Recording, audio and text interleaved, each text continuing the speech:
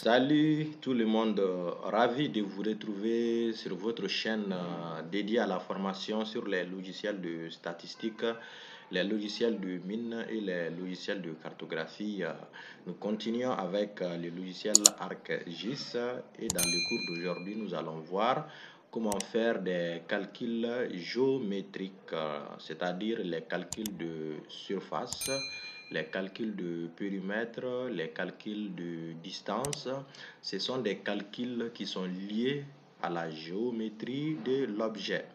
Voilà, c'est différent des calculs non géométriques, c'est-à-dire faire une somme, faire une différence, faire un produit. Ça, ce sont des calculs non géométriques.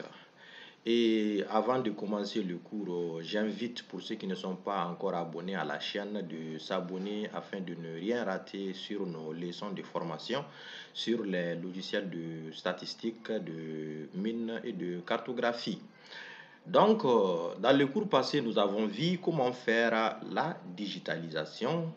Et ce sont les objets digitalisés du cours passé qu'aujourd'hui nous allons faire le calcul de surface de l'objet GEMA, qui est un cercle. Nous allons aussi faire le calcul du périmètre du cercle encore. Nous allons aussi faire le calcul de la distance des routes qui passent par ce cercle. Donc, pour faire le calcul, nous allons rentrer dans notre base de données, c'est-à-dire la table attributaire de nos objets. Nous allons commencer par GEMA. Nous allons partir dans la base de données de GEMA. Vous voyez, actuellement, il n'y a que GEMA avec son identifiant. Donc, nous allons créer une colonne. C'est dans cette colonne qui va être mis le résultat du calcul de la surface de GEMA. Ensuite, une deuxième colonne. Dans cette deuxième colonne, nous allons mettre le résultat du calcul du périmètre de GEMA. Donc, pour mettre une nouvelle colonne, vous cliquez à gauche en haut. Vous venez au niveau de Add Field. Là, vous écrivez le titre. Donc, notre première colonne, c'est la surface. Voilà, surface. Et ici, dans type, vous choisissez double et vous cliquez OK. Ensuite, une deuxième colonne pour le périmètre de GEMA. Donc, on va périmètre. On choisit aussi double et on clique OK. On ne va pas créer une colonne pour la distance puisque distance n'est pas pour l'objet GEMA, c'est pour plutôt l'objet route. Donc, une fois ces deux créés, rappelez-vous de ce que je vous ai dit au cours du géoréférencement lorsque nous créons nos couches. Je vous avais dit que si ce sont des couches sur lesquelles vous allez effectuer après des calculs géométriques, c'est-à-dire des calculs de surface, de périmètre, de longueur, vous êtes obligé de choisir le Project Coordinate System.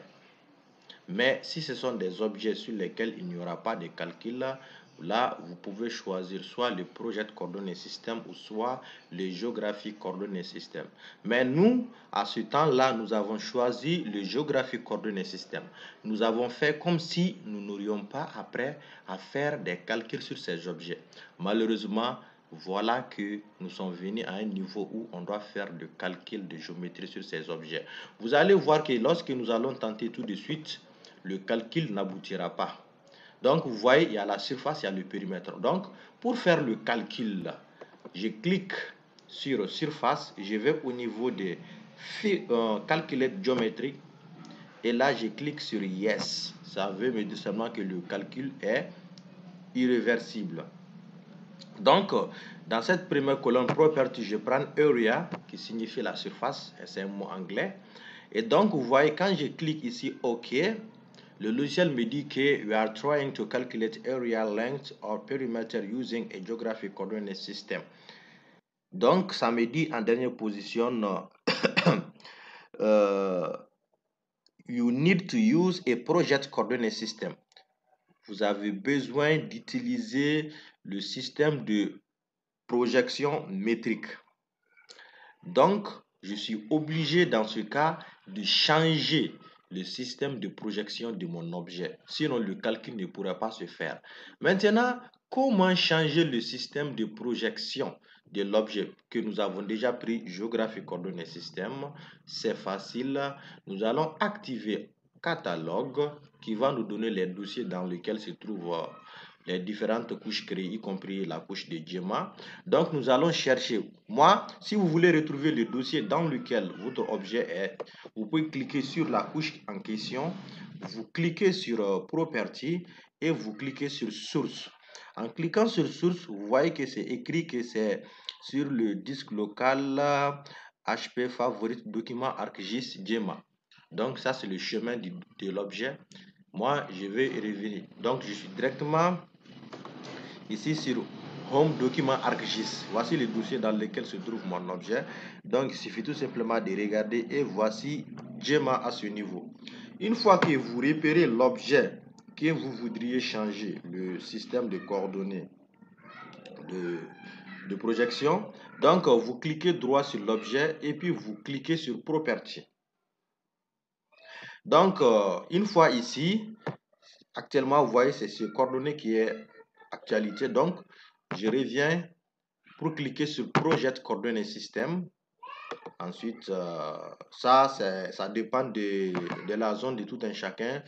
Pour moi, au Mali, c'est ITM WGS 1984, hémisphère nord. Et je choisis la zone 29.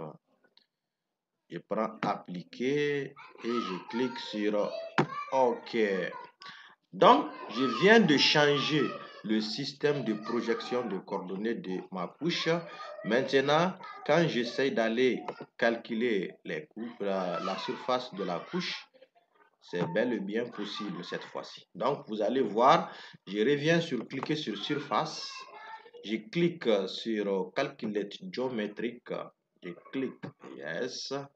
Et là, je prends area. Vous voyez, et là, quand je clique sur OK, je clique Yes, vous voyez automatiquement la surface est calculée, qui fait ici 175 086 mètres carrés. C'est la surface.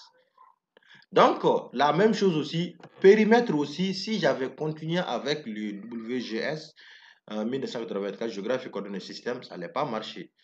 Donc, pour les calculs, vous êtes obligé de passer par les coordonnées ITM. Vous transformez le système de projection de l'objet en coordonnées ITM. Donc, le périmètre aussi, la même chose. Je clique sur Calculate Geometric. Je clique sur Yes. Area. Non, non, non, c'est pas Area, c'est plutôt Perimeter. Perimeter.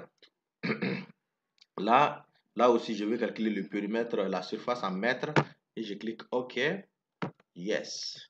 Et voilà, le périmètre aussi est calculé, qui fait 2589 mètres de périmètre. Ça, c'est pour GEMA.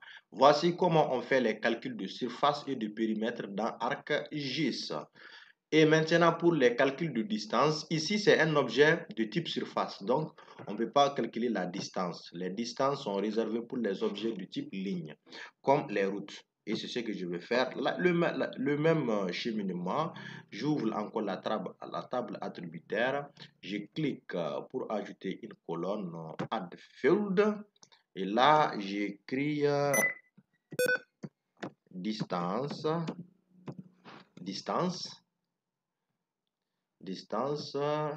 Et là je clique OK et là vous voyez maintenant là aussi il y a le même problème parce que ça aussi son système de coordonnées c'est un géographie coordonnées système. Je vais aussi ça aussi changer route, changer le système de projection de la route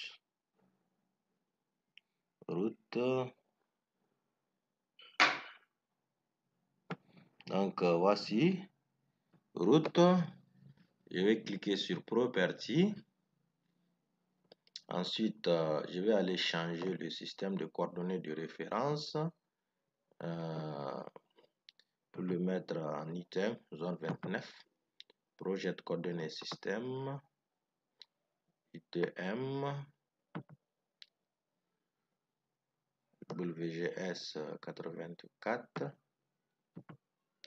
hémisphère nord, et je suis actuellement dans... Donc maintenant, je clique sur WGS 1988 zone 29. OK, je prends appliquer. OK. Et là maintenant, je vais calculer les distances des deux routes. Donc je viens au niveau de distance. Là, je vais au niveau des calculettes géométriques. Je clique sur Yes. Et là, je prends effectivement, c'est l'inf qui est couché parce que ici, ce sont des distances. Donc, je clique sur OK et je clique sur Yes. Et là, vous voyez, les deux routes, la distance, c'est-à-dire la longueur de chacune des deux routes a été calculée. Voici les résultats des routes. Et là, ce que je peux faire, je peux même symboliser les routes en fonction de leur couleur, en fonction de leur longueur plutôt. Et donc, je clique dans catégoriser, add all value, vous voyez. Donc,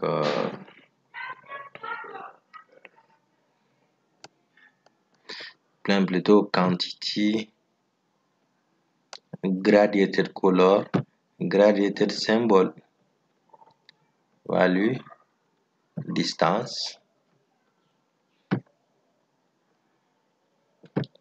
Ouais, la route qui est la plus longue, lui, son symbole est un peu plus mis en évidence que la route qui est la moins longue. Vous voyez, donc bon, ça c'est juste quelque chose, ce n'est pas très essentiel dans le cours d'aujourd'hui. Donc, j'espère que vous avez bien compris comment faire les calculs de route, les calculs de longueur, les calculs de périmètre, les calculs de surface. Et n'oubliez pas que pour faire ces calculs-là, vous êtes obligé de partir avec le système de coordonnées ITM.